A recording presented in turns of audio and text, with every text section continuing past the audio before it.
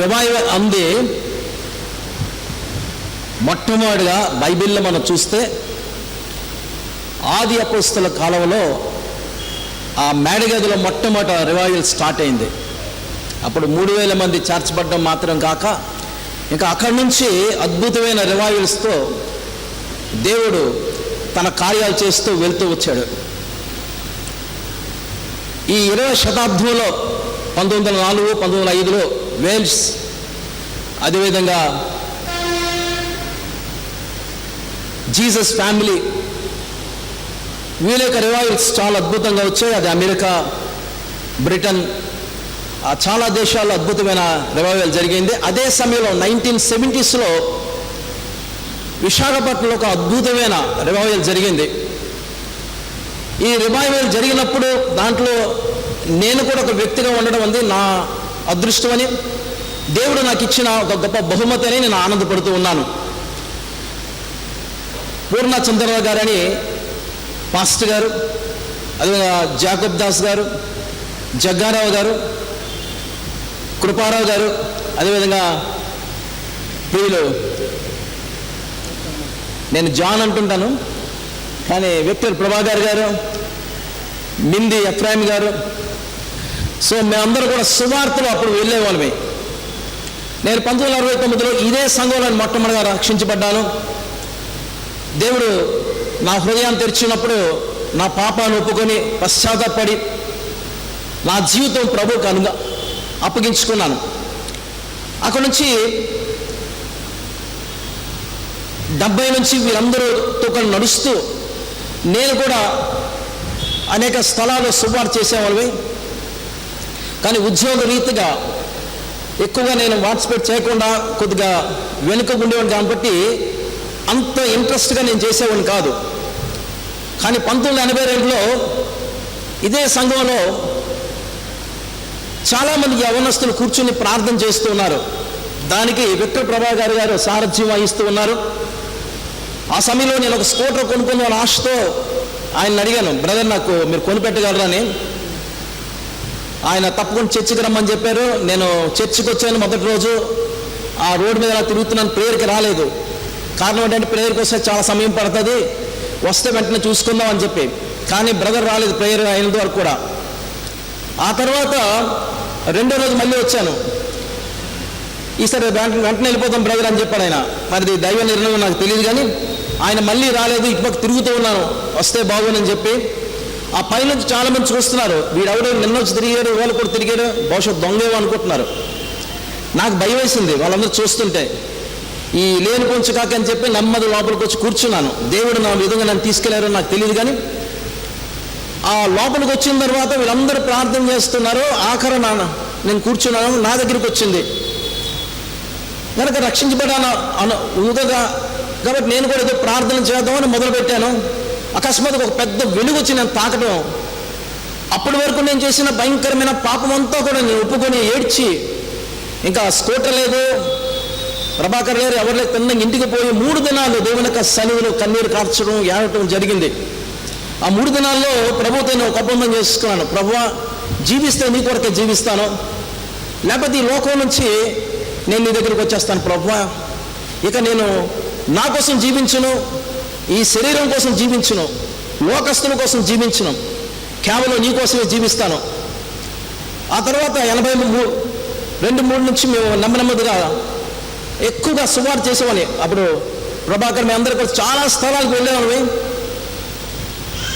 ఇంచుమించు 87 వరకు కూడా చాలా సేవ చేస్తూ ఆ తర్వాత దేవుడు నన్ను డైరెక్షన్ మార్చి చింతపల్లి, సీలేరు, భద్రాచలం ఆ ఏరియాస్ అన్నింటిలో కూడా నన్ను బలంగా వాడుకోవడం మొదలుపెట్టారు.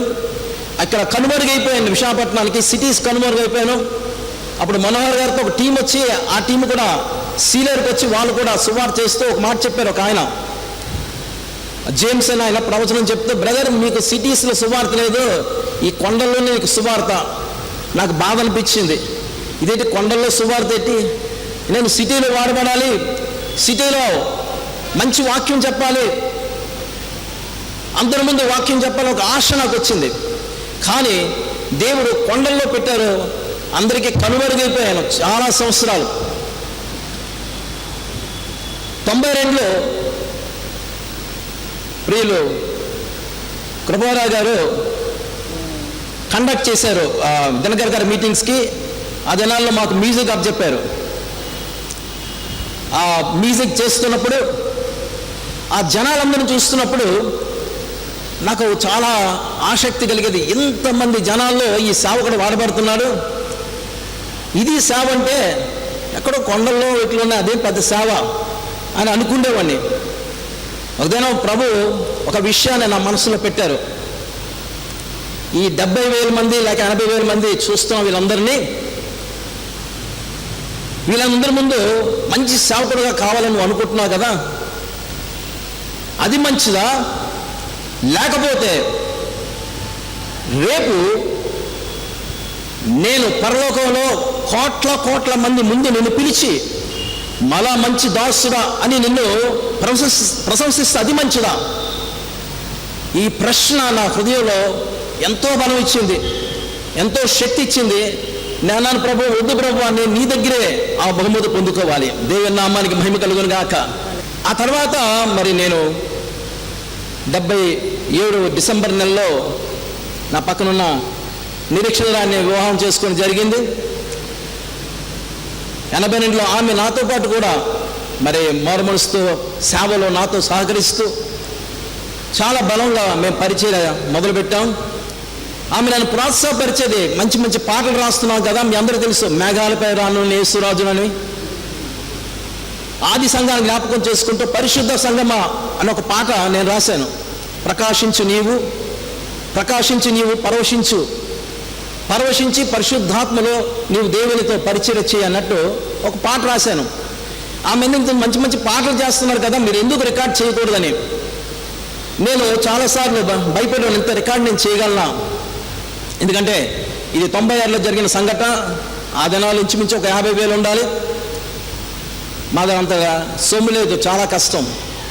ఆ సమయంలో ఆమె మరి లోన్ పెట్టి నాకు అమౌంట్ ఇచ్చి నువ్వు ఖచ్చితంగా చేయాలి అని చెప్పి ఆ క్యాసెట్ చేయడం జరిగింది. అది ఆంధ్ర అంతా కూడా పాపులర్ అయ్యింది. నేనెవరిగా నాకు తెలియదు, కానీ అది చాలామంది చాలా స్థలాల్లో పాడుకోవడం విన్నాను. అప్పుడప్పుడు ఏదైనా ఊరికి వెళ్తే ఒక మీటింగ్స్కి వెళ్ళినప్పుడు ఆ మీటింగ్స్లో మాట్లాడుతున్నప్పుడు వాళ్ళు అడిగి ఎవరు మీరంటే నేను పలానా అంటే అది తెలియదు అనేవారు. అప్పుడు అమృత జైలు లేవనే వెంటనే ఎస్ మాకు తెలిసింది అని చెప్పేవారు. సో అంతగా దేవుడు దాన్ని ఆశీర్వదించడం జరిగింది. ఆ తర్వాత మరి చింతపల్లి వాటిలో ఇంచుమించు ఒక 20 సంఘాలు మేము వాళ్ళకి సపోర్ట్ చేసాం. ఆ సంఘాలన్నీ కూడా ఎప్పుడు కూడా మేము వేలు పెట్టలేదు వాళ్ళకి. అక్కడ ఒక సేవకులను పెట్టుకోవడం లేక ఒక తమ్ముడిని పెట్టి మేము నడిపించుకోమని చెప్పేవాళ్ళవి. సంవత్సరంలో 3 సార్లు మేము వెళ్ళేవాళ్ళవి, వచ్చేవాళ్ళవి. కానీ వాళ్ళకి ఒక సపోర్ట్ చేసేవాళ్ళు, కానీ ఎప్పుడు కూడా వాళ్ళతో ఇది మాది అని అనిపించుకోలేదు. వాళ్ళు అలా సేవ చేస్తున్నారు. 2004వ సంవత్సరంలో ఒక సేవకుడు డేవిడ్ అని చెప్పి ఆయన చర్చ్ నుంచి బయటకు వస్తున్నాడు, సువార్త చేసి ఆయన షూట్ చేసేసారు. సో హతసాక్షి అయిపోయాడు. ఆ తర్వాత చాలామంది చంపేశారు, వాళ్ళు చాలామంది హతసాక్షులు అయ్యారు. కనుక అటువంటి క్లిష్టమైన పరిస్థితుల్లో, కష్టమైన పరిస్థితిలో దేవుడు అద్భుతంగా ఆ సేవను జరిగించడానికి కృప చూపించాడు. ఇప్పటికీ ఆ సంఘాలు ఇంకా విస్తరించే. ప్రస్తుతానికి మేము 60+ కాబట్టి ఇంకా వెళ్ళడానికి కుదరటం లేదు. అయినప్పటికీ దేవుడు దాన్ని కొనసాగిస్తున్నాడు. ఈ 70 రివైవల్ కోసం ఒక్క మాట నేను చెప్పి నేను క్లోజ్ చేస్తాను. ఇక్కడ వాళ్ళందరూ కూడా మరి నేను సింహాల దండలో ఉన్నానేమో అనుకుంటున్నాను. ఎందుకంటే వీళ్ళందరూ కూడా లయన్స్, నీతిమంతులు సింహం వలె ధైర్యంగా ఉందరు. కనుక వీళ్ళందరూ కూడా దేవుళ్ళు అంత శక్తివంతమైన సేవకులు, అద్భుతమైన సేవకులు. ఇంచుమించు 53-54 సంవత్సరాల సర్వీస్లో, సేవలో వీరు సాగిపోతున్నారు. కనుక ఒక్క మాట నేను చెప్పి క్లోజ్ చేస్తాను. అపోస్తలుడైన పౌలు కోసం నేను ఎప్పుడు కూడా ఆలోచిస్తుంటాను. తిమోతి పత్రికలో 4:7 ఒక మాట అంటాడు ఆయన. ఆయన ఏమంటాడంటే, మంచి పోరాటం పోరాడి తిని. దేవుని బిడ్డలారా, చాలా అద్భుతమైన మాటలు. ఆయన ఆఖరి దశకు వచ్చినప్పుడు సేవ అంతా కూడా క్లోజ్ చేస్తున్న సమయంలో ఒక మాట అన్నాడు, మంచి పోరాటం పోరాడి తిని. 10 సంవత్సరాల సేవ, 20 సంవత్సరాల సేవ, 30 సంవత్సరాల సేవలో మనం ఉండొచ్చు, కానీ ఆ తర్వాత డివియేషన్ అయిపోతుంటాం. స్టార్టింగ్ చాలా బాగుంటుంది, ఎక్కడో డివైట్ అయిపోతాం. యెహోషాపాత్ మీరు తీసుకుంటే, ఉజ్జియాని తీసుకుంటే, హిజ్కియాని తీసుకుంటే, ఈవెన్ దావీదుని తీసుకుంటే కూడా చిన్న డీవియేషన్స్ వచ్చేసేవి. కానీ అపోస్తలుడైన పౌలు అంటాడు, మంచి పోరాటం పోరాడుతుని. ఆ తర్వాత ఇంకో మాట అంటారు, ఏమంటే నా పరుగు తుదముట్టించేదని, నా పరుగు తుదముట్టించాను. ఇక్కడ ఉన్న వీరందరినీ కూడా నేను అప్రిషియేట్ చేస్తాను. ఇన్ని సంవత్సరాలు మీరు సేవా జీవితాన్ని కాపాడుకున్నారు.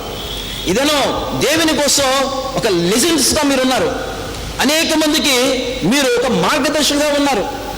సో నేను ప్రత్యేకంగా ఇటువంటి తలంపు మరి ప్రభాకర్కి, అదేవిధంగా ఇఫ్రాన్కి కలిగించినందుకు నేను దేవునికి స్తోత్రాలు చెల్లిస్తున్నాం.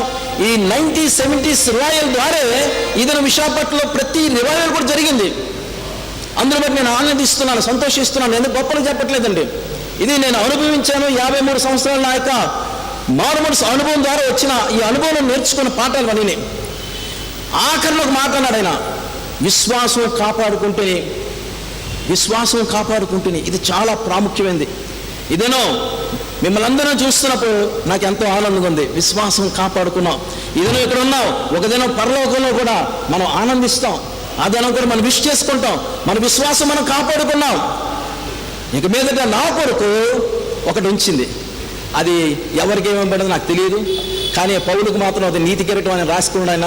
కానీ మనందరికీ కూడా దేవుడు అటువంటి బహుమతులు ఇవ్వాలని చెప్పి, అలా దీవించాలని చెప్పి మిమ్మల్ని అందరినీ కూడా మరొకసారి నేను అభినందిస్తూ, దేవుడు మిమ్మల్ని బహుగా దీవించాలని, మరి ముఖ్యంగా కార్యక్రమం చేసిన ఈ బిడ్డలు కూడా దేవుడు దీవించాలని నా కోసం కూడా ప్రత్యేకంగా మీరు కూడా ప్రార్థన చేయండి. అదేవిధంగా ఈ కల్వరి సంఘాన్ని నేను ఎక్కువగా ప్రేమిస్తాను. ఎందుకంటే ఈ సంఘం నాకు ఆత్మీయంగా తల్లి లాంటిది. నన్ను నడిపించింది, సేవలో నన్ను నేర్పించింది. కనుక మరొకసారి కల్వరి సంఘంలో ఉన్న ప్రెసిడెంట్ గారికి, వాళ్ళందరి కోసం నేను మరి వందనాలు చెల్లిస్తూ, నాకు ఇచ్చిన సమయాన్ని బట్టి విక్టర్ బాబా గారికి వాళ్ళందరికీ కూడా వందనాలు చెల్లిస్తూ, మహిమంతా దేవునికి ఆరోపిస్తూ మాట ముచ్చుకుంటాను.